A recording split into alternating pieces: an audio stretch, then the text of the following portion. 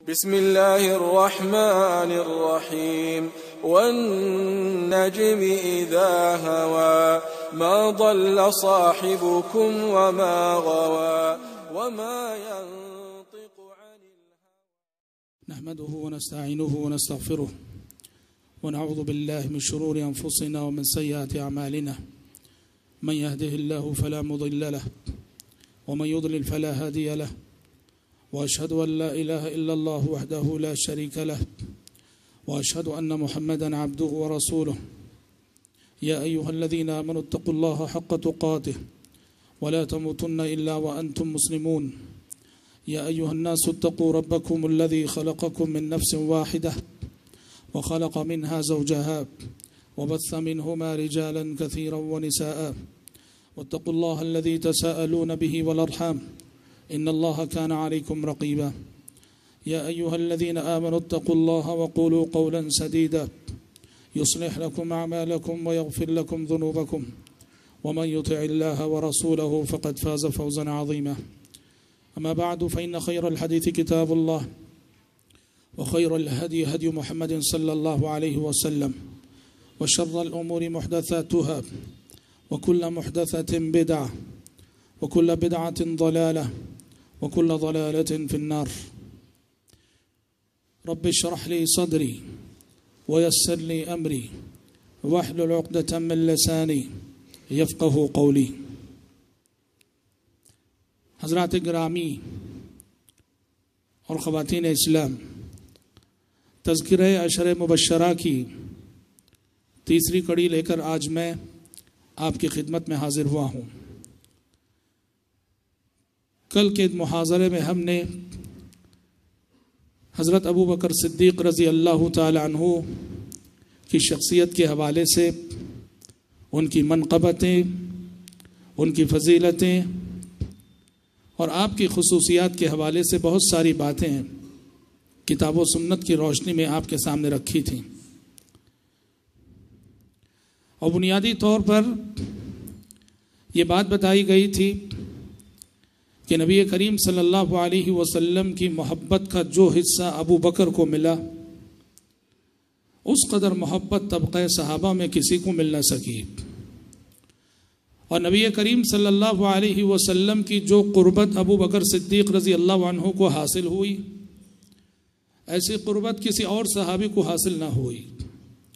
یہی وجہ ہے کہ آپ صلی اللہ علیہ وسلم نے ابو بکر صدیق رضی اللہ تعالیٰ عنہ کو اعزاز عطا کرتے ہوئے ایک مرتبہ فرمایا تھا، مسجد نبوی کے اطراف بہت سارے صحابہ کے مکانات تھے، گھر تھے، اور سب کے دروازے مسجد نبوی کی سمت کھلتے تھے۔ آپ صلی اللہ علیہ وسلم نے ایک مرتبہ فرمایا کہ مسجد کے اطراف جتنے دروازے ہیں سارے دروازے بند کر دیے جائیں، کھلا رہے گا تو صرف ایک دروازہ کھلا رہے گا، اور وہ ابو بکر صدیق کے گھر کا دروازہ کھلا رہے گا۔ ایک طرح سے اعزاز تھا ابو بکر صدیق رضی اللہ عنہ کے لیے، آپ صلی اللہ علیہ وسلم کی جانب سے ایک طرح کی عزت افزائی تھی کہ آپ نے فرمایا کہ مسجد نبوی کے اطراف جتنے گھر ہیں سب کے دروازے جو مسجد کی سمت کھلنے والے ہیں بند کر دیے جائے، کھلا رہے گا تو صرف اور صرف ابو بکر صدیق کا دروازہ کھلا رہے گا۔ حضرات، پیارے نبی صلی اللہ علیہ وسلم سے ابو بکر کی یہ قربت، اور پیارے نبی صلی اللہ علیہ وسلم سے ابو بکر صدیق رضی اللہ عنہ کا یہ رشتہ اور یہ نسبت خاص، اس کا نتیجہ تھا کہ جب اس سے جیسے آپ صلی اللہ علیہ وسلم کی زندگی اختتام کو پہنچ رہی تھی اور آپ صلی اللہ علیہ وسلم کا سفر آخرت قریب آنے لگا تھا، اور آسمان سے آنے والی وحی نے نبی کریم صلی اللہ علیہ وسلم کو بتا دیا تھا کہ اب دنیا میں آپ کا قیام بہت مختصر ہے، اور پیارے نبی صلی اللہ علیہ وسلم نے اپنے خطبوں میں، اپنے بیانات میں، اپنے درس میں، اپنی حدیثوں میں اپنی وفات کے اشارے دینے لگے تھے کہ میں دنیا سے جانے والا ہوں۔ یہ جو اشارے آپ اپنی وفات کے دینے لگے، طبقہ صحابہ میں سب سے پہلے ان اشاروں کو سمجھنے والی شخصیت ابو بکر صدیق رضی اللہ عنہ کی شخصیت تھی۔ بخاری کی حدیث ہے، ابو سعید خدری رضی اللہ عنہ راوی ہیں کہ ایک مرتبہ آپ صلی اللہ علیہ وسلم ممبر پہ چڑھے اور خطبہ دے رہے تھے، اور دوران خطبہ آپ نے فرمایا کہ اللہ کا ایک بندہ ہے جسے اللہ تعالیٰ نے اختیار دیا، چاہو تو دنیا میں اور رہو، دنیا کے مزے اڑاؤ، دنیا کی رونقیں میں تمہیں دوں گا، یا پھر چاہو تو میں تمہیں اپنے پاس بلا لوں گا، اپنی نعمتوں سے نوازوں گا۔ تو اس بندے نے اللہ کے پاس جانے کو ترجیح دی اور دنیا کی رونقوں پر اللہ کے نعمتوں کو ترجیح دی۔ یہ بات آپ صلی اللہ علیہ وسلم نے خطبے میں ارشاد فرمائی تو ابو بکر صدیق رضی اللہ عنہ اس جملے کو سن کر زارو قدار رونے لگے۔ مسجد نبوی میں کافی صحابہ موجود تھے، سارے صحابہ خاموش ہیں، لیکن ایک ابو بکر صدیق رضی اللہ عنہ رو رہے ہیں، اس لیے کہ آپ صلی اللہ علیہ وسلم نے اس جملے سے آپ کی جو مراد تھی اس کو وہ سمجھ گئے کہ اس جملے سے مراد، بندے سے مراد خود آپ صلی اللہ علیہ وسلم ہیں، اور گویا دنیا سے آپ کے جانے کا وقت قریب آ چکا ہے۔ اللہ تعالیٰ نے آپ ہی کو اختیار دیا تھا کہ دنیا میں رہنا چاہتے ہو یا میرے پاس آنا چاہتے ہو، تو گویا اللہ کے نبی نے ترجیح دی کہ پروردگارہ مجھے اپنے پاس بلا لے۔ اس اشارے اور اس مضمون کو اگر کوئی سمجھا، سب سے پہلے ابو بکر صدیق رضی اللہ عنہ سمجھے اور زارو قطار رونے لگے اور کہنے لگے فدا کا ابی و امی، اے اللہ کے نبی میرے ماں باپ آپ پہ قربان ہوں۔ لیکن سبحان اللہ، ایک بات جو دیکھنے کی یہ ہے کہ یہی ابو بکر جو آپ صلی اللہ علیہ وسلم کی وفات کے اشارے آپ کی زبانی سن کے تڑپ اٹھتے تھے، رو دیتے تھے، آنسو بہا دیتے تھے، تاریخ ہمیں بتاتی ہے، سیرت کی کتابیں ہمیں بتاتی ہیں کہ جب عملاً آپ صلی اللہ علیہ وسلم کی وفات ہو گئی، جب عملاً آپ صلی اللہ علیہ وسلم کی وفات ہو گئی اور آپ دنیا سے چل بسے، دنیا سے رخصت ہو گئے، تو اللہ اکبر، تاریخ بتاتی ہے کہ اس وقت امت محمد کو سنبھالا ابو بکر صدیق نے، اس وقت امت محمد کو سنبھالا ابو بکر صدیق نے، اس لیے کہ آپ صلی اللہ علیہ وسلم کی وفات اتنا بڑا حادثہ، اتنا بڑا واقعہ، صحابہ کے لیے اتنا بڑا رنج، صحابہ کے لیے اتنا بڑا غم، اور صحابہ کے لیے وہ اتنا بڑا ٹینشن تھی۔ حضرت فاطمہ الزہرا رضی اللہ تعالی عنہ فرمایا کرتی تھیں صبت علی مصائب لو انہا صبت علی الایام سرن لیالیا، میرے والد کی وفات پر مجھ پر ایسی مصیبتیں ٹوٹ پڑیں کہ اگر دن کے اجالوں پر یہ مصیبتیں ٹوٹ پڑتی تو دن کے اجالے اندھیروں میں تبدیل ہو جاتے۔ حضرت انس فرماتے ہیں کہ پیارے نبی جب مدینہ آئے تھے، مدینے کی گلی گلی روشن ہو گئی، لیکن جب آپ صلی اللہ علیہ وسلم وفات پائے تو مدینہ سارا کا سارا ہماری نظروں میں تاریک ہو گیا۔ حد تو یہ ہے بھائیوں، پیارے نبی کی وفات کا رنج اور غم اتنا بڑا ہوا تھا کہ حضرات صحابہ اکرام رضوان اللہ علیہم اجمعین اپنے اعصاب پر قابو کھو بیٹھے، انہیں اپنے اعصاب پہ قابو نہ رہا۔ غیر تو غیر طبقہ صحابہ کا سب سے بہادر انسان جنہیں عمر بن خطاب رضی اللہ عنہ کہا جاتا ہے، وہ بھی اپنے اعصاب پہ قابو کھو بیٹھے، جذبات میں آ گئے، تلوار نیام سے باہر نکال لی اور کہنے لگے کہ جو کہے کہ محمد صلی اللہ علیہ وسلم انتقال کر چکے ہیں تو اس کی گردن اس تلوار سے میں اڑا دوں گا۔ اللہ اکبر، سارا مدینہ رو رہا ہے، سارا مدینہ رو رہا ہے، اور ایسے موقع پہ آپ دیکھیں گے کہ امت محمدیہ کو سنبھالا تو ابو بکر صدیق رضی اللہ عنہ نے سنبھالا۔ ابو بکر صدیق رضی اللہ عنہ، یاد کرو آج سارا مدینہ رو رہا ہے اور صرف ایک ابو بکر ہیں جو سارے مدینے کو سنبھال رہے ہیں۔ ایک موقع وہ تھا جب ابھی میں نے حدیث آپ کو سنائی، وفات سے چند مہینے پہلے جب آپ نے خطبے میں اشارہ دیا، ابو بکر رو رہے تھے، وفات کا صرف اشارہ سمجھ کر ابو بکر رو رہے تھے اور سارا مدینہ خاموش تھا، اور آج جب وفات ہو گئی سارا مدینہ رو رہا ہے اور ایک ابو بکر خاموش ہیں۔ اور ظاہر بات ہے کہ آج اگر ابو بکر بھی روتے تو امت محمد کو سنبھالتا کون؟ آج اگر ابو بکر بھی رونے لگتے تو امت محمدیہ کو سہارا دیتا کون؟ ابو بکر صدیق رضی اللہ عنہ کی شجاعت تھی، ان کی بہادری تھی، ان کی عظیمت تھی، انہوں نے اس مشکل گھڑی میں، اس آزمائش کی گھڑی میں اپنے اعصاب پہ قابو رکھا، سیدھے آپ صلی اللہ علیہ وسلم کے گھر تشریف لے گئے، اور آپ صلی اللہ علیہ وسلم پر جو چادر اڑائی گئی تھی، چادر مبارک کو ہٹایا اور آپ صلی اللہ علیہ وسلم کی پیشانی کا بوسہ لیا، اور بوسہ لے کر سیدھے مسجد نبوی آئے جہاں صحابہ جمع تھے، ممبر پہ کھڑے ہوئے اور فرمایا الا ان من كان يعبد محمدا صلی اللہ علیہ وسلم فان محمدا قد مات ومن كان يعبد الله فان الله حي لا يموت، کہ لوگوں سن لو، جو محمد صلی اللہ علیہ وسلم کی عبادت کرتا رہا ہے وہ سن لے کہ آج محمد صلی اللہ علیہ وسلم وفات پا چکے ہیں، اور جو اللہ تعالیٰ کی عبادت کرتا رہا ہے وہ سن لے کہ اللہ زندہ رہا ہے، زندہ ہے، زندہ رہے گا، اسے کبھی موت نہیں آئے گی۔ پھر ابو بکر صدیق رضی اللہ عنہ نے وہ آیت تلاوت کی، وما محمد الا رسول قد خلت من قبله الرسل افإن مات او قتل انقلبتم على اعقابكم ومن ينقلب على عقبيه فلن يضر الله شيئا۔ یہ آیت سورہ آل عمران کی پڑھی جس میں اللہ تعالیٰ نے کہا کہ محمد تو اللہ کے رسول ہیں، اگر وہ انتقال کر جائیں یا شہید ہو جائیں تو کیا تم اپنا دین چھوڑ دو گے؟ حضرت عمر کہتے ہیں کہ جب ابو بکر صدیق نے یہ آیت پڑھی تو مجھے یوں لگا کہ جیسے یہ آیت ابھی ابھی نازل ہوئی ہے، یوں لگا کہ جیسے یہ آیت ابھی ابھی اور اسی موقع کے لیے نازل ہوئی ہے۔ تو حضرات، یہ حضرت ابو بکر صدیق رضی اللہ عنہ کی بہت بڑی منقبت تھی۔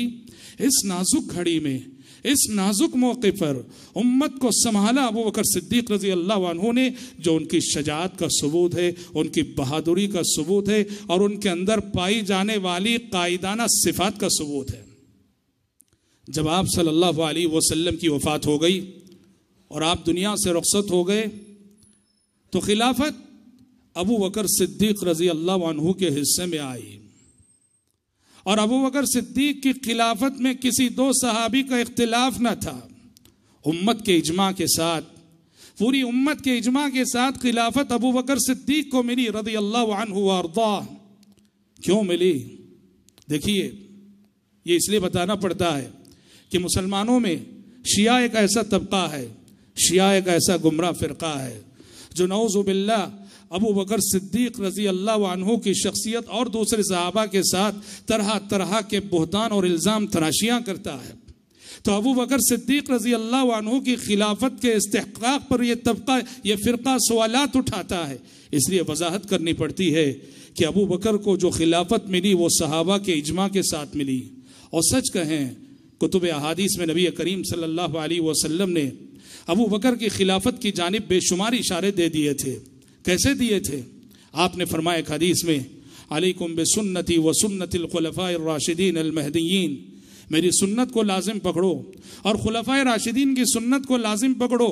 پتہ چلا آپ صلی اللہ علیہ وسلم اپنی زندگی میں فرما رہے ہیں میرے بعد خلفاء آنے والے ہیں، میرے بعد خلیفہ آنے والے ہیں، اور آپ نے ان خلفاء کی صفت بیان کی راشدین، یہ ہدایت یافتہ ہوں گے اور سچے ہوں گے، راست باز ہوں گے۔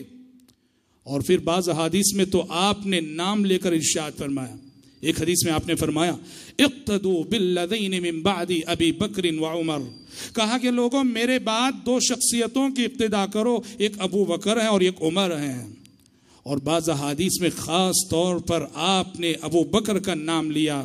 جب ایک خاتون آئی بڑھیا ایک مسئلہ لے کر آپ صلی اللہ علیہ وسلم کی خدمت میں، اور اس نے اپنا حق نبی کریم صلی اللہ علیہ وسلم سے میراث میں مانگا تھا، اور گفتگو کرتے ہوئے اس نے کہا تھا کہ میں آئندہ سال آؤں گی، تب آپ نے اس بڑھیا سے کہا تھا کہ اگر آئندہ سال آؤ اور مجھے نہ پاؤ تو ابو بکر سے مل لینا۔ یہ اشارہ تھا اس جانب کہ میرے بعد میری جگہ لینے والی شخصیت ابو بکر کی شخصیت ہوگی۔ اور یہی وجہ ہے میرے بھائیوں، استحقاق خلافت کو بتانے کے لیے کہ ابو بکر خلافت کے حقدار، یہ بتانے کے لیے مرض الموت میں جب آپ صلی اللہ علیہ وسلم زندگی کے آخری ایام میں بیمار ہو گئے اور آپ سے اٹھا نہیں جا رہا تھا، چلا نہیں جا رہا تھا، آپ صلی اللہ علیہ وسلم نے مسجد نبوی میں امامت کا حق ابو بکر کو دیا، اور آپ اپنے جیتے جی آپ نے اپنے مصلی پر اپنی جگہ پر ابو بکر کو کھڑایا۔ جب آپ نے یہ فرمایا مروا ابا بکر فلیصلی بالناس، مروا ابا بکر فلیصلی بالناس، ابو بکر کو حکم دو کہ ابو بکر نماز پڑھائیں، ابو بکر امام بنے اور امام بن کر نماز پڑھائے۔ اور یاد رکھو پیارے نبی نے اپنی غیر موجودگی میں اپنے مصلی پر ابو بکر کو جو کھڑایا، یہ اشارہ تھا اس جانب کہ دنیا سے میرے جانے کے بعد بحیثیت خلیفہ اور بحیثیت امیر المومنین ابو بکر ذمہ داری نبھائیں گے۔ اور یہی وجہ ہے، ابو داؤد کی حدیث ہے کہ ایک مرتبہ جب ایک نماز میں ابو بکر صدیق رضی اللہ عنہ تھے، وہ نماز مسلمانوں نے حضرت عمر کی اقتداء میں ادا کی. حضرت عمر نے امامت کی، نماز ہو گئی.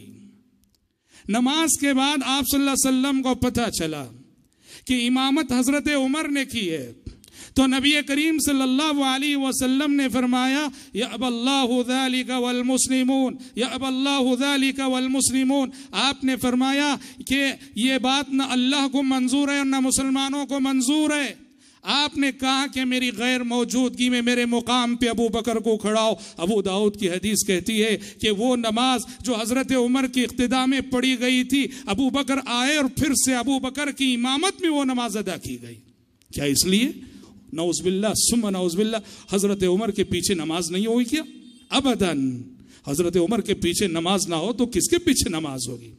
پیارے نبی نے یہ درس دینا چاہا، یہ سبق دینا چاہا، یہ پیغام دینا چاہا کہ میرے مقام پہ کھڑانے کا مطلب یہ ہے، میرے مصلی پہ کھڑے ہونے کا مطلب یہ ہے کہ میری وفات کے بعد میری جگہ بحیثیت خلیفہ یہ شخصیت ذمہ داری نبھائے گی، اور یہ اعزاز ابو بکر ہی کو ملنا چاہیے. اس لیے پیارے نبی نے وہ نماز جو حضرت عمر کی اقتداء میں پڑھی گئی تھی دوبارہ پھر سے ابو بکر صدیق رضی اللہ عنہ کی اقتداء میں نماز پڑھائی. تو بہرحال یہ مسئلہ امت کے اجماع کے ساتھ طے ہے کہ آپ صلی اللہ علیہ وسلم کی وفات کے بعد خلافت ابو بکر صدیق رضی اللہ عنہ کا حق تھی اور وہ حق انہیں ملا. حضرات، جو سب سے بڑی بات ہے، سب سے بڑی بات ہے وہ کیا ہے؟ سب سے بڑی بات ہے وہ یہ ہے، خلافت کی ذمہ داری سنبھالنے کے بعد جن حالات میں حضرت ابو بکر نے خلافت کی ذمہ داری سنبھالی، بڑے مشکل حالات تھے، بڑے کٹھن حالات تھے، بڑے چیلنج بھرے حالات تھے. اور اگر ہم ام المومنین عائشہ صدیقہ رضی اللہ عنہا کی زبانی ان حالات کو بیان کرنا چاہیں تو ام المومنین عائشہ صدیقہ رضی اللہ عنہا کہا کرتی تھی کہ جس وقت پیارے نبی کی وفات ہوئی اور میرے ابو بکر نے خلافت کی ذمہ داری نبھائی، اس وقت اتنے بڑے چیلنجز تھے کہ مسلمانوں کی صورتحال ایسی ہی تھی جیسے کسی سرد اور ٹھنڈی رات میں، بارش والی رات میں بکریوں کا کوئی ریوڑ بغیر چرواہے کے ہو. سرد رات میں، تاریک رات میں، بارش والی رات میں بکریوں کا کوئی ریوڑ بغیر چرواہے کے ہو تو وہ جس طرح سے بے سمتی کا شکار ہوتا ہے، مسلمانوں کی صورتحال بھی ایسی ہی نازک تھی جب میرے والد ابو بکر نے زمام خلافت نبھائی تھی. اور حضرات، ابو بکر کی شخصیت کیا تھی اور ابو بکر صدیق رضی اللہ عنہ کے اندر پوشیدہ کمالات کیا تھے، وہ اسی موقع پہ ظاہر ہوئے. ابو بکر صدیق رضی اللہ عنہ نے جب خلافت کی ذمہ داری سنبھالی، تین بہت بڑے چیلنجز تھے، اور ہر چیلنج ان تینوں میں سے اتنا بڑا تھا کہ اس کو فیس کرنا، اس کا مقابلہ کرنا ایک بڑی عظیمت کی بات تھی. تین بڑے فتنے کھڑے ہوئے. سب سے پہلا فتنہ ہی کھڑا ہوا کہ جیسے ہی آپ صلی اللہ علیہ وسلم کی وفات ہوئی، عرب کے کچھ قبیلے آئے اور انہوں نے ابو بکر صدیق رضی اللہ عنہ سے بحیثیت خلیفہ یہ ڈیمانڈ کیا کہ ابو بکر، ہم اسلام پہ قائم رہیں گے، توحید پہ قائم رہیں گے، نماز پڑھیں گے، مگر ہم آئندہ سے زکوٰۃ نہیں دیں گے. ان کو مانعین زکوٰۃ کہا جاتا ہے. کہا کہ ہم آئندہ سے زکوٰۃ نہیں دیں گے. اور انہوں نے اپنے اس غلط موقف کے لیے قرآن سے دلیل بھی لی. یاد رکھو، ہر دلیل پیش کرنے والا صحیح نہیں ہوا کرتا ہے. دلیل کے صحیح ہونے کے ساتھ ساتھ یہ دیکھنا بھی ضروری ہوتا ہے کہ استدلال کہاں تک صحیح ہے، اس دلیل سے جو استدلال کیا جا رہا ہے کہاں تک وزن ہے اس استدلال میں. انہوں نے قرآن کی اس آیت سے استدلال کیا، خذ من اموالہم صدقۃ تطہرہم وتزکیہم بہا وصلی علیہم. اس آیت سے استدلال کیا، اے پیغمبر، ان لوگوں سے آپ ان کے مال کی زکوٰۃ لیجئے، اور زکوٰۃ لیتے ہوئے جو زکوٰۃ دے رہا ہے اس کے حق میں دعا دیجئے، ان صلاتک سکن لہم، اس لیے کہ اے پیغمبر آپ کی دعا ان زکوٰۃ دینے والوں کو سکون فراہم کرے گی. یہ مانعین زکوٰۃ جو زکوٰۃ نہ دینے کی بات کر رہے تھے، ان کی دلیل یہ تھی کہ قرآن کہہ رہا ہے کہ زکوٰۃ ان کو دی جائے جن کی دعا سے ہمیں سکون ملے، اور یہ خصوصیت پیغمبر کی تھی، پیغمبر نہ رہے تو اب ہم زکوٰۃ نہیں دیں گے. یہ ان کی دلیل تھی. یہ خود ایک بہت بڑا فتنہ تھا. لیکن سبحان اللہ، یہ فتنہ کیا پیدا ہوا کہ اس سے بڑا ایک اور فتنہ پیدا ہو گیا، اور وہ فتنہ تھا ارتداد کا۔ پیارے نبی کی وفات کیا ہوئی کہ سارا جزیرہ عرب ارتداد کا شکار ہو گیا۔ سارا جزیرہ عرب اور جزیرہ عرب کے سارے قبائل سے ارتداد کی خبریں آنے لگیں، اسلام چھوڑ کر قبیلے مرتد ہونے لگے، دوبارہ کفر کی سمت لوٹنے لگے، دوبارہ مشرک ہونے لگے، دوبارہ کافر ہونے لگے۔ اہل علم بتاتے ہیں اتنا بڑا فتنہ جس کی زد میں سارا جزیرہ عرب آیا، اور بتاتے ہیں صرف 3 شہر محفوظ تھے اس فتنے سے، ایک مکہ، دوسرا مدینہ اور ایک طائف۔ ان 3 شہروں کو چھوڑ کر سارے جزیرہ عرب میں ہر طرف سے ارتداد کی خبریں آ رہی تھیں، فلاں قبیلہ آج مرتد ہو گیا، فلاں قبیلہ آج مرتد ہو گیا، فلاں قبیلہ آج مرتد ہو گیا۔ حضرات، ہم سمجھ نہیں سکتے کہ کتنا بڑا چیلنج تھا، کیسے نازک حالات تھے۔ یکا دکا افراد کی بات نہیں، قبیلے مرتد ہو رہے ہیں، قومیں مرتد ہو رہی ہیں، علاقے مرتد ہو رہے ہیں۔ میں آپ کو بتاتا چلوں کہ سبب کیا تھا، ریزن کیا تھا اس فتنے ارتداد کو، وہ بھی بتاتا چلوں۔ دیکھیے، یہ جتنے لوگ بھی ارتداد کے شکار ہوئے جو قبیلے، اس کا بنیادی سبب یہ تھا کہ ان لوگوں کی ابھی کما حق و پوری طرح تربیت نہ ہوئی تھی۔ آپ کو معلوم ہے سن 9 ہجری کو عام الوفود کہا جاتا ہے۔ سارا جزیرہ عرب جو اسلام کے زیر سایہ داخل ہوا سن 9 ہجری میں داخل ہوا، یعنی آپ صلی اللہ علیہ وسلم کی وفات سے 1 سال 1.5 سال قبل۔ اچھا، جب مکہ 8 ہجری میں فتح ہوا، مکہ فتح ہونے کے ساتھ جزیرہ عرب کے سارے مشرک قبائل انہوں نے اعلان کر دیا ہم بھی مسلمان ہوتے ہیں، اور ہوا یہ سارے قبیلے کے سارے افراد پیارے نبی کی خدمت میں نہیں آئے۔ ہر قبیلے نے اپنے کچھ نمائندہ افراد پیارے نبی کی خدمت میں بھیجے، پیارے نبی نے ان کو اسلام بتایا، اور وہ لوٹ کر اپنے قبیلے والوں کو اسلام سمجھانے لگے۔ اس طرح میرے بھائیوں، جزیرے عرب میں بے شمار لوگ ایسے تھے جو نہ مدینہ آئے تھے، جو نہ نبی کریم صلی اللہ علیہ وسلم سے ملاقات کیے تھے، اور جو نبی کی تربیت سے جو ہے محروم تھے۔ نتیجہ یہ ہوا کہ پوری طرح سے اسلام کو نہ سمجھنے کی وجہ سے جیسے ہی آپ صلی اللہ علیہ وسلم کی وفات کی خبریں انہوں نے سنی، اسلام سے ہی مرتد ہو گئے۔ اور مکہ، مدینہ، طائف کے لوگ چونکہ یہ نبی سے قریب رہے، مکہ، مدینہ، طائف کے لوگ نبی سے قریب رہے، پیغمبر کی تعلیمات ان تک پہنچتی رہیں، اور ڈائریکٹ نبی کریم صلی اللہ علیہ وسلم کی تربیت میں رہنے کی وجہ سے یہاں کے لوگ ارتداد کا شکار نہ ہوئے، یہاں کے لوگ مرتد نہ ہوئے۔ تو دوسرا چیلنج کہ جزیرہ عرب کے بے شمار قبائل مرتد ہونے لگے، اور چاروں جانب سے خبریں آنے لگیں کہ فلاں قبیلہ مرتد ہوا، فلاں قبیلہ مرتد ہوا۔ اور تیسرا اور اس سے بڑا چیلنج یہ تھا، مانین زکوٰۃ ایک طرف، مرتدین دوسری طرف، تیسری طرف مدعیان نبوت کا ایک سلسلہ پیدا ہو گیا، نبوت کے جھوٹے دعوے داروں کا ایک سلسلہ شروع ہو گیا۔ یمن میں اسود عنسی نام کا شخص کھڑا ہوا، کہنے لگا کہ اب میں نبی ہوں۔ کہیں طلحہ الاسدی کھڑا ہوا، اب وہ کہنے لگا کہ میں نبی ہوں۔ اور کہیں مسیلمہ کذاب کھڑا ہوا، بنو حنیفہ کا سردار، وہ کہنے لگا کہ اب میں نبی ہوں۔ اور جب مردوں کو نبوت کا دعویٰ کرتے دیکھا، ایک عورت کو بھی جو ہے شوق آیا، سجاح نامی عورت تھی، اس نے اٹھ کے کہا کہ میں نبی ہوں۔ اور دنیا والے ایسے ہوتے ہیں، ہر آواز کا جواب دینے والے، ہر آواز کے پیچھے چلنے والے کچھ نہ کچھ مل ہی جاتے ہیں۔ ہر مدعی نبوت کے کچھ نہ کچھ پیروکار ہو گئے، اور اس میں سب سے زیادہ معاملہ جو بڑا وہ مسیلمہ کذاب کا، جو بنو حنیفہ کا ایک بڑا آدمی تھا۔ مسیلمہ کذاب کا جو بنو حنیفہ کے ہزاروں افراد اس کی نبوت کو تسلیم کر لیے، اور اس کا فتنہ بہت بڑا ہو گیا۔ سوچو ان حالات میں ابو بکر صدیق کے ہاتھ میں خلافت آئی، کتنا بڑا چیلنج ہے۔ ایک طرف مانین زکوٰۃ ہیں، ایک طرف ارتداد کی لہر ہے، اور تیسری طرف مدعیان نبوت ہیں۔ کس سے لڑیں، کس کا مقابلہ کریں، کس فتنے کو پہلے جو ہے سبحان اللہ تھمانے کی کوشش کریں۔ یہی وجہ ہے کہ مایا عائشہ صدیقہ رضی اللہ عنہ نے کہا کہ جب میرے باپ ابو بکر نے خلافت کی ذمہ داری نبھائی تو مسلمانوں کی حالت ایسی تھی جیسے بکریوں کا ایک ریوڑ بغیر چرواہے کے تاریک رات میں، سرد رات میں، بارش والی رات میں جو ہے بے سمتی کا شکار ہو۔ اور قربان جائیے ابو بکر صدیق رضی اللہ عنہ پر۔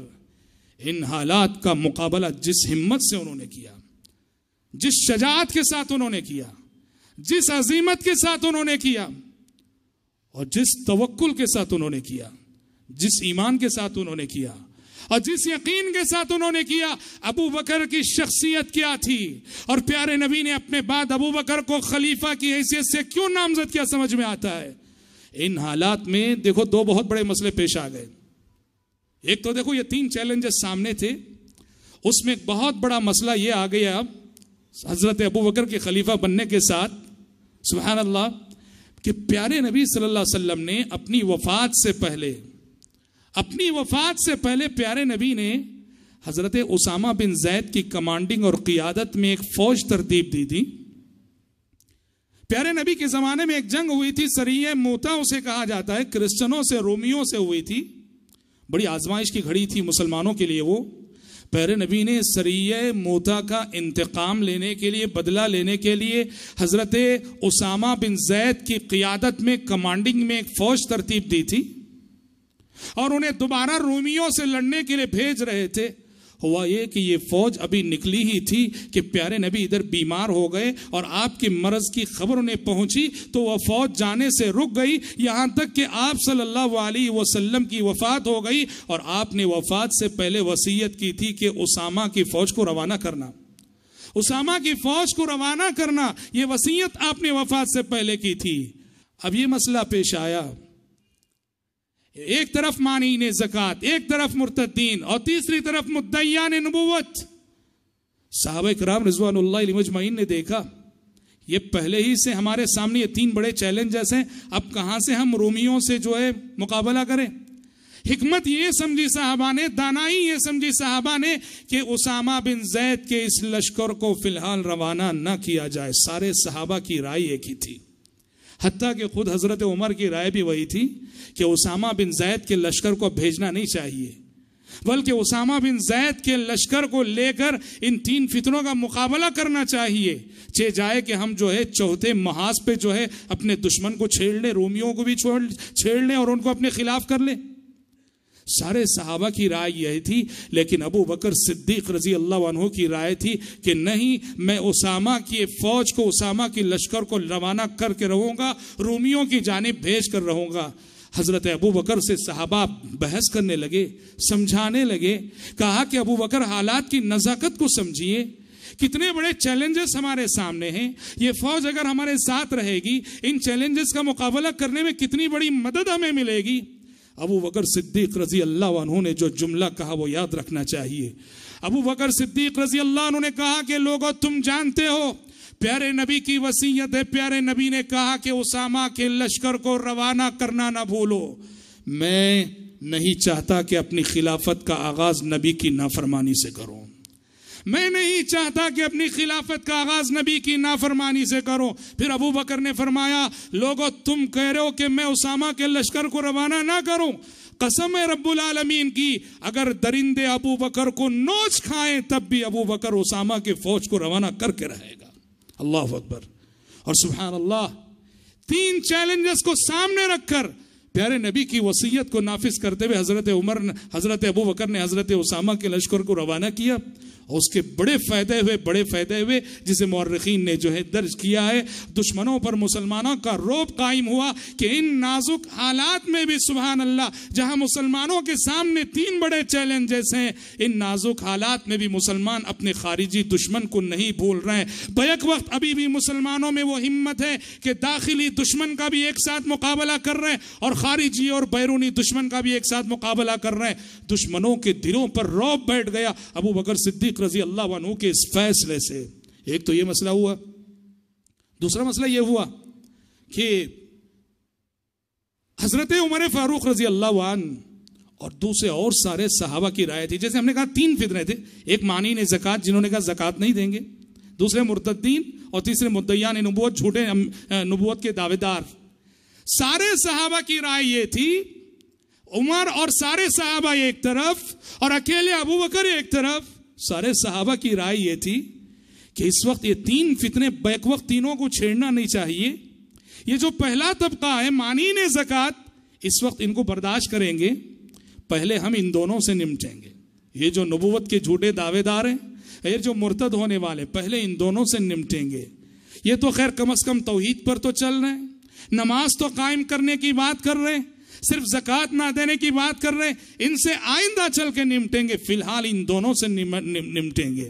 یہ رائے تھی سارے صحابہ کی، اور ان میں عمر بھی رضی اللہ عنہ، اور ایک ابو بکر تھے جو کہہ رہے تھے کہ نہیں، میں بیک وقت تینوں سے نمٹوں گا، بیک وقت مجھے تینوں سے نمٹنا ہے، تینوں محاذوں پہ میں کام کروں گا، تینوں فتنوں کا میں ایک ساتھ مقابلہ کروں گا۔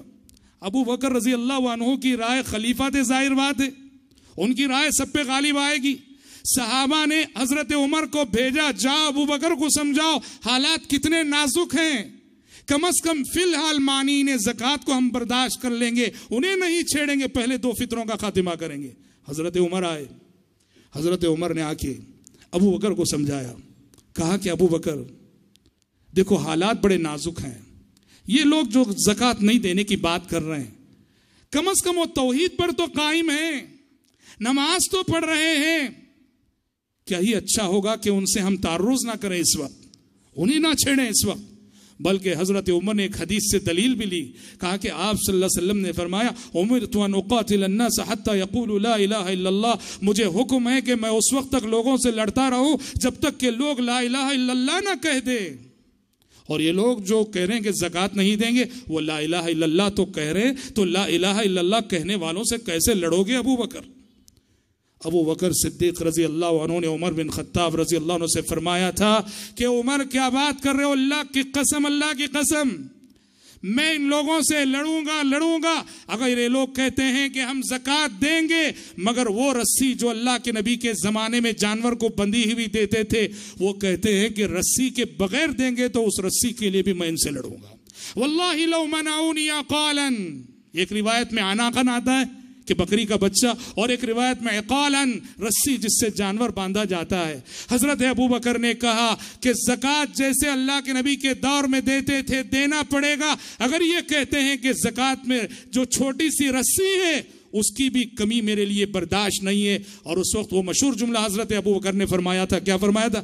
کہا اَيَنْقُصُ الدِّينُ وَأَنَا حَيٌّ، لوگوں ابو بکر کے جیتے جی دین محمدی میں کمی نہیں آ سکتی، ابو بکر جب تک زندہ ہے دین محمدی میں ذرا برابر کمی نہیں آ سکتی۔ اَيَنْقُصُ الدِّينُ وَأَنَا حَيٌّ۔ اور حضرت عمر کو نرم پڑھتے دیکھا تو تاریخ کی روایتیں کہتی ہیں کہ حضرت عمر کو ڈانٹتے ہوئے، یا یوں کہیے کہ حضرت عمر سے مخاطب ہو کر حضرت ابو بکر نے کہا تھا اجبار فی الجاہلیت و خوار فی الاسلام، عمر کیا ہو گیا تمہیں؟ جاہلیت میں تمہاری سختی بڑی مثالی تھی، اب اسلام میں آ کر ذلت سے جو ہے کمپرومائز کرنا چاہتے ہو؟ اجبار فی الجاہلیت و خوار فی الاسلام۔ حضرت عمر کہتے ہیں ابو بکر کے عزم اور ارادے کو دیکھ کر مجھے بھی شرح صدر ہو گیا، اور مجھے بھی یہ ماننا پڑا کہ ابو بکر کا فیصلہ ہی صحیح ہے۔ چنانچہ حضرت ابو بکر کے فیصلے پر سارے صحابہ راضی ہوئے، اور تینوں محاذوں پہ ایک ساتھ کام کیا گیا، تینوں محاذوں پہ ایک ساتھ کام کیا گیا، اور دنیا نے دیکھا ابو بکر صدیق کی خلافت کی مدت 2.25 سال، صرف 2.25 سال، لیکن ان 2 سالوں میں ابو بکر صدیق نے 2 صدیوں کا کام کر دیا۔ 2 سالوں میں وہ کام کیا، وہ خدمت کی جو کام کرنے کے لیے 200 سال چاہیے تھے۔ یہ ابو بکر صدیق کا کمال تھا، یہ ابو بکر صدیق کی خدمت تھی اسلام کے لیے، اور یہ ابو بکر صدیق کی عظیمت کا معجزہ تھا کہ سبحان اللہ، ان کی عظیمت کے آگے، ان کے پختہ ارادے کے آگے، ان کے ایمان و یقین اور ان کے توکل کے آگے وقت کا کوئی فتنہ ٹک نہ سکا۔ 2 سال کے اندر پھر سے حالات کو ابو بکر صدیق رضی اللہ عنہ نے اسی حالات کو اسی رخ پہ لے چلے جس رخ پہ کہ نبی کریم صلی اللہ علیہ وسلم کے زمانے میں تھے۔ حضرات، دراصل خلافت کی ذمہ داری نبھانے کے بعد، خلافت کی ذمہ داری سنبھالنے کے بعد ابو بکر صدیق رضی اللہ عنہ نے ان 3 چیلنجز کا جو مقابلہ کیا، یہاں سمجھ میں آتی ہے کہ ابو بکر کیا تھے اور ابو بکر کی شخصیت کیا تھی۔ یہاں ایک اور مسئلہ ہے میں جس کا بتانا ضروری سمجھتا ہوں۔ حضرت ابو بکر جب خلیفہ بنے تھے تو شیعہ راوی کہتے ہیں کہ حضرت علی نے بیعت نہیں کی، جبکہ میں آپ کو بتاتا چلوں، اگر مستند روایتوں کی بات اگر کی جائے، مستند روایتوں کی بات، وہ روایتیں ضعیف ہیں جو کہتی ہیں کہ حضرت علی نے بیعت نہیں کی، اور سند کے اعتبار سے وہ روایتیں مستحکم اور ایتھینٹک ہیں جو کہتی ہیں کہ حضرت علی نے اسی دن یا دوسرے دن ابو بکر کے ہاتھ پہ بیعت کر لی. خیر بیعت کا مسئلہ رہنے دیجیے. سب سے بڑا مسئلہ جس کو لے کر شیعہ حضرت ابو بکر اور حضرت عمر کی شخصیت کو مجروح کرتے ہیں رضی اللہ عنہما، اور بہت زیادہ انہوں نے کیچڑ اچھالا ہے، وہ ایک مسئلہ جو حضرت ابو بکر اور حضرت فاطمہ کے درمیان ہوا تھا. مسئلہ کیا ہوا تھا؟ پیارے نبی کی وفات ہوئی. پیارے نبی کی وفات کے بعد حضرت ابو بکر خلیفہ بنے تو پیارے نبی کی پیاری بیٹی فاطمہ رضی اللہ عنہا پیارے نبی کے مال میراث میں سے اپنا حصہ مانگتی ہوئی ابو بکر کی خدمت میں آئی، اس لیے کہ ابو بکر خلیفہ ہیں. کہا کہ ابا جان کا جو مال ہے، ابا جان کی جو میراث ہے، میں بیٹی ہوں، میرا حصہ دیجیے. اور حضرت فاطمہ نے فدق کا علاقہ مانگا. فدق جو ایک علاقے کا نام ہے، ایک جگہ تھی اور وہ پیارے نبی کی تھی، پیارے نبی کی ملکیت تھی. پیارے نبی صلی اللہ علیہ وسلم کی اس ملکیت میں حضرت فاطمہ نے اپنا حق مانگا ابو بکر کے پاس آ کر. حضرت فاطمہ کے علم میں وہ حدیث نہ تھی جو حدیث کے حضرت ابو بکر کے علم میں تھی، اور دوسرے صحابہ بھی وہ حدیث جانتے تھے. کیا حدیث؟ پیغمبروں کی خصوصیت تھی اور وہ خصوصیت ہمارے نبی کی بھی تھی. خود آپ صلی اللہ علیہ وسلم نے فرمایا کہ اِنَّا مَعْشَرَ الْأَنْبِيَاءِ لَا نُورَثُ مَا تَرَكْنَاهُ صَدَقَةً. پیغمبر اور نبی جب دنیا سے وفات پا کے جاتا ہے تو اس نبی کا چھوڑا ہوا مال اس کے وارثین میں تقسیم نہیں ہوگا، بلکہ اس پیغمبر کا چھوڑا ہوا مال بیت المال میں جائے گا. نبی کے چھوڑے ہوئے مال میں اس کی اعلی اولاد کو کچھ نہیں ملے گا. کیوں جانتے ہیں؟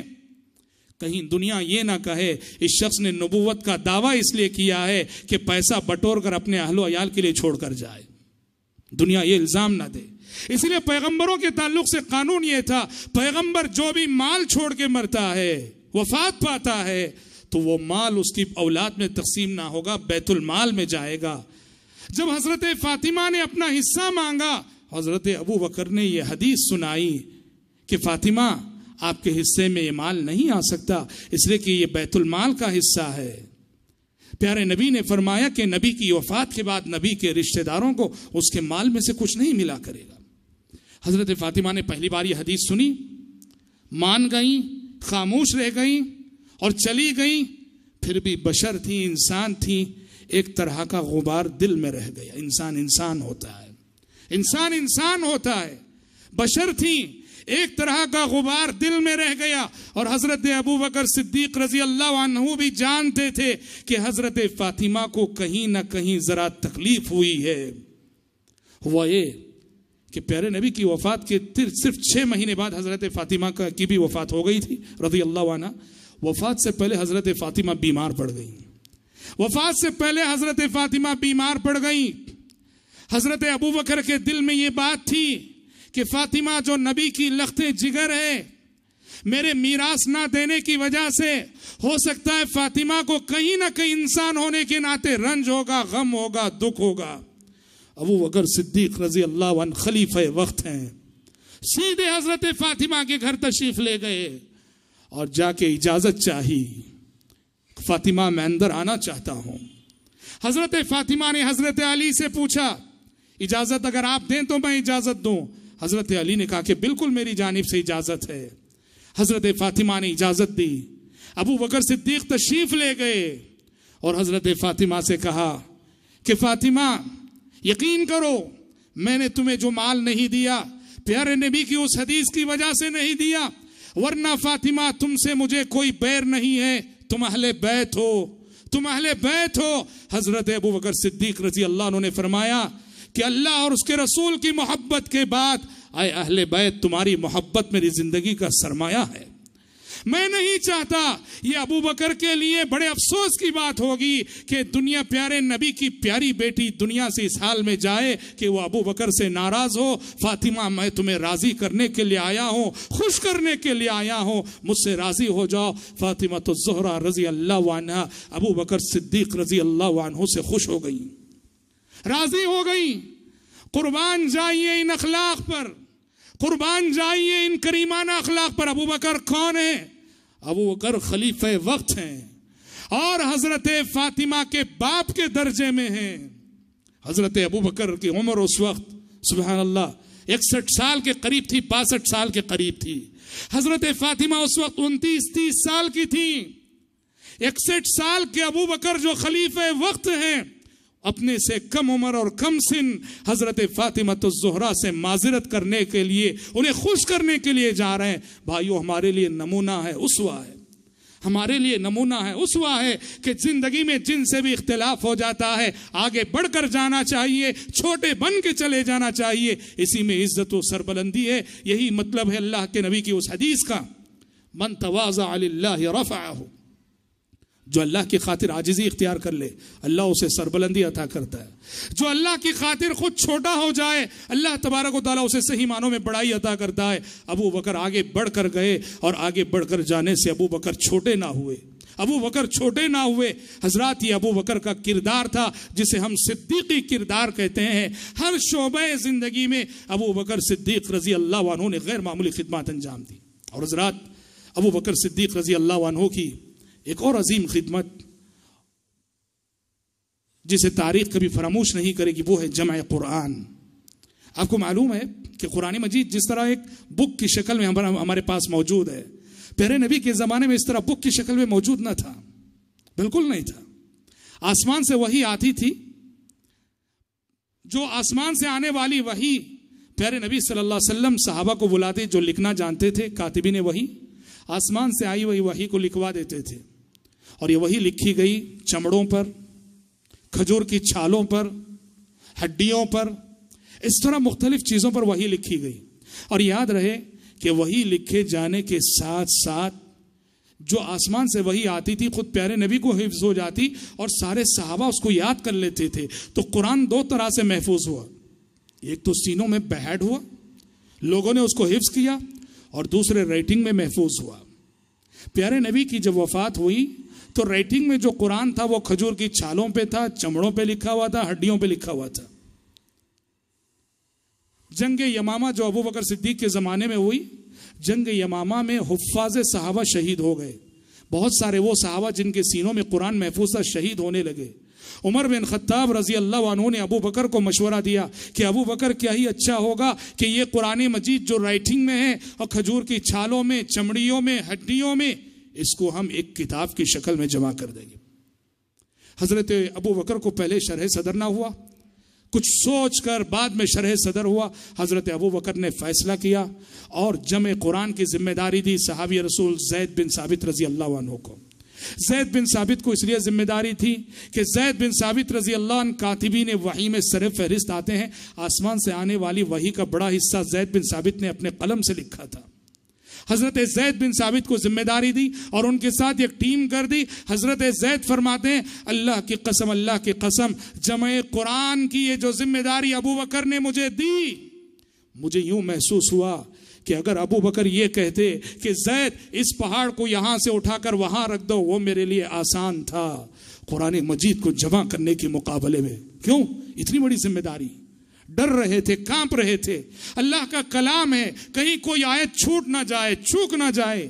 لیکن سبحان اللہ، پوری ذمہ داری کے ساتھ، پوری امانت داری کے ساتھ اس کمیٹی نے قرآن مجید کو جمع کیا۔ اس کی الگ تفصیلات ہیں، میں تفصیلات میں جانا نہیں چاہتا۔ اور اس طرح کتابی شکل میں قرآن مجید آیا جو ابو بکر صدیق رضی اللہ عنہ کا کارنامہ تھا۔ ابو بکر صدیق رضی اللہ عنہ کے بعد یہ قرآن حضرت عمر کے پاس تھا، حضرت عمر کے بعد حضرت حفصہ کے پاس تھا، حضرت حفصہ سے حضرت عثمان نے لیا، جیسا کہ ہم حضرت عثمان کی زندگی میں بتائیں گے، اور اس کے کئی نسخے بنا کر حضرت عثمان نے عالم اسلام میں پھیلائے۔ اس طرح قرآن مجید جیسے سینوں میں محفوظ تھا ویسے قرآن مجید رائٹنگ میں بھی محفوظ ہو گیا۔ تو حضرات، جمع قرآن، قرآن مجید کو اکٹھا کرنا، قرآن مجید کو جمع کرنا ابو بکر صدیق رضی اللہ عنہ کا بہت بڑا کارنامہ تھا۔ وفات سے پہلے کی بات ہے، ابو بکر صدیق رضی اللہ عنہ احساس ذمہ داری کے ساتھ جیتے تھے، خلیفہ رسول تھے، اور سبحان اللہ خلیفہ وقت ہونے کے باوجود بڑی سادہ زندگی گزاری۔ بیت المال سے جو حق انہیں ملتا ہے وہ حق بھی نہیں لیا کرتے تھے۔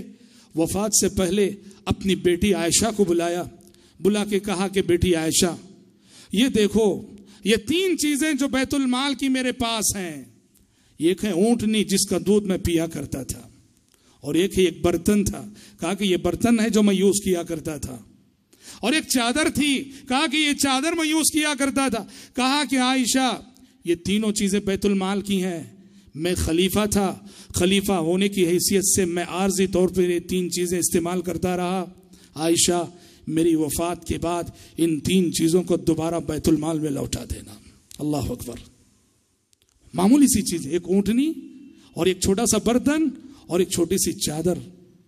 اللہ اکبر. دنیا نے ایسے حکمران نہیں دیکھے ہیں، دنیا نے ایسی حکومت کہیں نہیں دیکھی ہے. دنیا نے آج دنیا میں جو بھی حکمران ہیں، حکومتیں لوٹنے والوں کی، کھانے والوں کی، اپنی دنیا بنانے والوں کی، اپنی رعایت سے غافل قسم کے لوگ جو صرف اپنی آنے والی نسلوں کی فکر کرتے ہیں، خیانت پر خیانت کرتے ہیں. قربان جائیے، خلافت اسے کہتے ہیں، حکومت اسے کہتے ہیں، احساس ذمہ داری اسے کہتے ہیں کہ خلیفہ وقت ہیں جن کی حکومت ایک عظیم رقبے پر ہے. اور صورتحال یہ ہے، اللہ کا ڈر اتنا ہے، احساس ذمہ داری اتنا ہے کہ وہ ایک اونٹنی اور وہ چھوٹی سی چادر اور وہ چھوٹا سا برتن کہہ رہے ہیں کہ میرے لیے جب تک میں خلیفہ تھا اس کا استعمال جائز تھا، اور میری وفات کے بعد یہ بیت المال کا حق ہے، بیت المال کو لوٹا دینا. جب وفات کے بعد حضرت عائشہ نے یہ تینوں چیزیں حضرت عمر کو لوٹائیں، عمر کی آنکھوں سے آنسو آ گئے. عمر نے کہا رحم اللہ ابا بکر لقد اتعب من بعدہ. اللہ رحم کرے ابو بکر پر کہ ابو بکر اپنے بعد آنے والوں پہ بڑی ذمہ داری ڈال گئے. ابو بکر اپنے بعد آنے والوں پہ بڑی ذمہ داری ڈال گئے. کس ذمہ داری سے، کس احساس ذمہ داری سے انہوں نے حکومت کی اور کس امانت داری سے حکومت کی. یہ چھوٹی چھوٹی چیزیں بھی بیت المال کو لوٹا رہے ہیں. ابو بکر بڑا درس دے گئے، بڑا سبق دے گئے. اور یقینی معنوں میں نبی کریم صلی اللہ علیہ وسلم کے بعد جتنے سبق اور جتنے درس ابو بکر کی زندگی میں ملتے ہیں، اللہ کی قسم ویسے سبق اور ویسے درس کسی اور شخصیت کی زندگی میں نہیں ملتے. اور ہونا بھی چاہیے. کیوں نہ ہو کہ یہ وہ شخصیت ہے کہ اس امت میں محمد عربی صلی اللہ علیہ وسلم کے بعد اسی شخصیت کا نام آتا ہے. ایک مثالی زندگی گزارنے کے بعد ٹھیک 63 سال کی عمر میں، جو عمر پیارے نبی کی تھی 63 سال، 60 پر 3 سال، ایک مثالی زندگی گزارنے کے بعد 63 سال کی عمر میں ابو بکر صدیق رضی اللہ عنہ دنیا سے رخصت ہوئے اور پیارے نبی کے پہلو میں جگہ پائی. اور اس طرح عائشہ صدیقہ رضی اللہ عنہا کے خواب کی وہ تعبیر پوری ہوئی کہ عائشہ صدیقہ رضی اللہ عنہا نے اپنی زندگی میں خواب دیکھا تھا کہ ان کی گود میں 3 چاند آ گرے ہیں، ان کی گود میں 3 چاند آ گرے ہیں. تو یہ تعبیر کیسے ہوئی کہ پیارے نبی کی وفات کے بعد پیارے نبی کو دفنایا گیا حضرت عائشہ کے حجرے میں، اور پیارے نبی کے بعد ابو بکر صدیق رضی اللہ عنہ کو دفنایا گیا حضرت عائشہ کے حجرے میں. یہ پہلا چاند اور یہ دوسرے چاند تھے جو خواب کے حضرت عائشہ صدیقہ رضی اللہ عنہا نے دیکھا تھا. اور ابو بکر صدیق رضی اللہ عنہ کو مشہور قول کے مطابق ان کی بیوی نے غسل دیا تھا، ان کی بیوی حضرت اسماء نے غسل دیا تھا. شرعی حکم کے اعتبار سے شوہر کا انتقال ہو جائے بیوی غسل دے سکتی ہے، بیوی کا انتقال ہو جائے شوہر غسل دے سکتا ہے.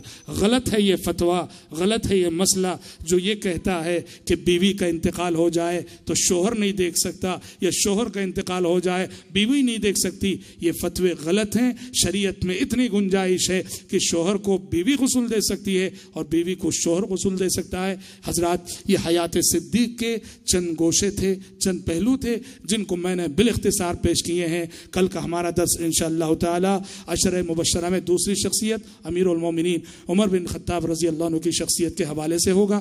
دعا ہے رب العالمین سے اللہ تعالی ہم سب کو، آپ سب کو صحیح معنوں میں اسوہ صحابہ کی پیروی کرنے کی توفیق عطا فرمائے. آمین. وآخر دعوانا ان الحمد للہ رب العالمین.